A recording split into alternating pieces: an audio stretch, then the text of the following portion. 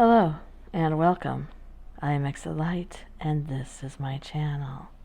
We are celebrating the 31 days of Halloween.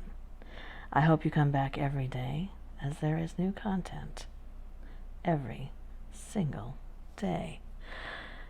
Today I'm going to do something that we did last year for Halloween, and that is to read a segment of a classic story. There was a man dwelt by a churchyard. It was written in 1924 by M.R James. Find a snuggly place to lay or sit in a blanket, something nice to drink, and let me tell you a story. There was a man dwelt by a churchyard, 1924, M.R James. This, you know, is the beginning of the story about sprites and goblins, which Mamilius, the child in Shakespeare's The Winter's Tale, was telling to his mother, the queen, and the court ladies, when the king came in with his guards and hurried her off to prison. There is no more of the story. Mamilius died soon after without having a chance of finishing it. Now, what was it going to have been? Shakespeare knew, no doubt, and I will be bold to say that I do too. It was not going to be a new story. It was to be one which you have most likely heard, and even told. Everybody may set it in what frame he likes best. This is mine. There was a man dwelt by a churchyard. His house had a lower story of stone and an upper one of timber. The front windows looked out onto the street, and the back ones on the churchyard, and had once belonged to the parish priest. This was in the days of Queen Elizabeth I. The priest was a married man, and wanted more room.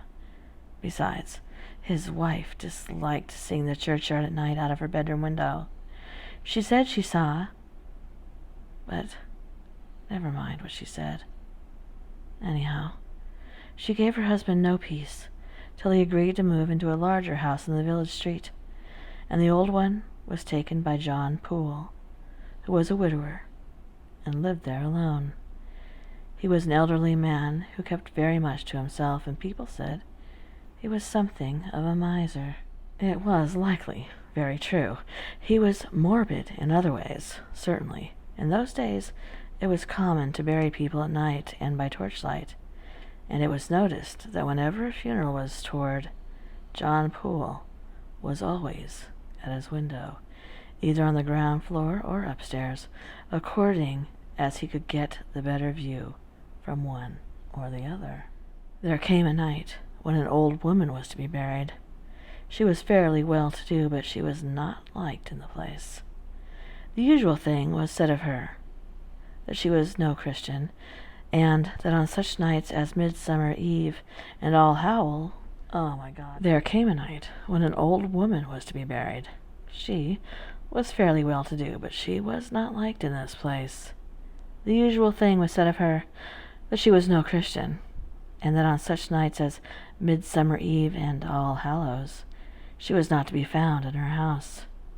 She was red-eyed and dreadful to look at, and no beggar ever knocked at her door. Yet when she died, she left a purse of money to the church. There was no storm on the night of her burial.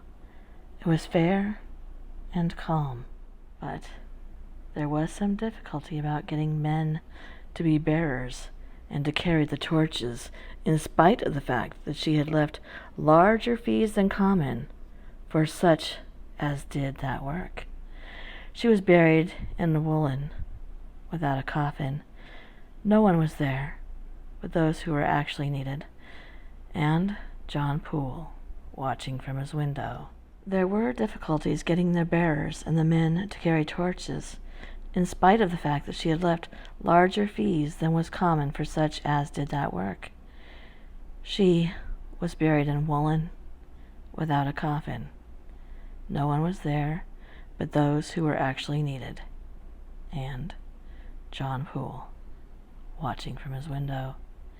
Just before the grave was filled in, the parson stooped down and cast something upon the body. Something that clinked. And in a low voice he said the words that sounded like, "Thy money perish with thee." Then he walked quickly away, and so did the other men, leaving only one torch-bearer to light the sexton and his boy while they shoveled the earth in. They made no very neat job of it, and the next day, which was a Sunday, the churchgoers were rather sharp with the sexton, saying it was the untidiest grave in the yard. And, indeed, when he came to look at it himself, he thought it was worse than he had left it. Meanwhile, John Poole went about with a curious air, half exulting, as it were, and half nervous. More than once he spent an evening at the inn, which was clean, contrary to his usual habit, and to those who fell into talk with him, there he hinted that he had come into a little bit of money, and was looking out for somewhat better house. "Well, I don't wonder," said the smith one night. "I shouldn't care for that place of yours. I should be fancying things all night long." The landlord asked him, "What sorts of things?" "Well, maybe somebody climbing up from that chamber window, or the like of that," said the smith. "I don't know. Old Mother Wilkins was buried a week ago, eh?" "Come, I think you might consider a person's feelings," said the landlord. "It ain't so pleasant for Master Poole, is it now?" "Master Poole don't mind," said the smith. "He's been there long enough to know. I only says it wouldn't be my choice. What with the passing bell and the torches when there's a burial, and all them graves laying so quiet when there's no one about. Only they say there's lights. Don't you never see no lights, Master Poole?" "No, I don't never see no lights," said Master Poole sulkily, and called for another drink and went home late. That night, as he lay in his bed upstairs, a moaning wind began to play about the house, and he could not sleep. He got up and crossed the room to a little cupboard in the wall. He took out of it something that clinked, and put it in the breast of his bedgown. Then he went to the window and looked out into the churchyard. Have you ever seen an old brass in a church with a figure of a person in a shroud? It is bunched together at the top of the head in a curious way. Something like that was sticking up out of the earth in a spot of the churchyard which John Poole knew very well. He darted into his bed and lay there very still indeed. Presently something made a very faint rattling at the casement. With a dreadful reluctance, John Poole turned his eyes that way.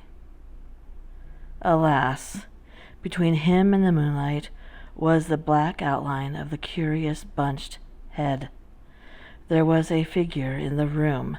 Dry earth rattled on the floor.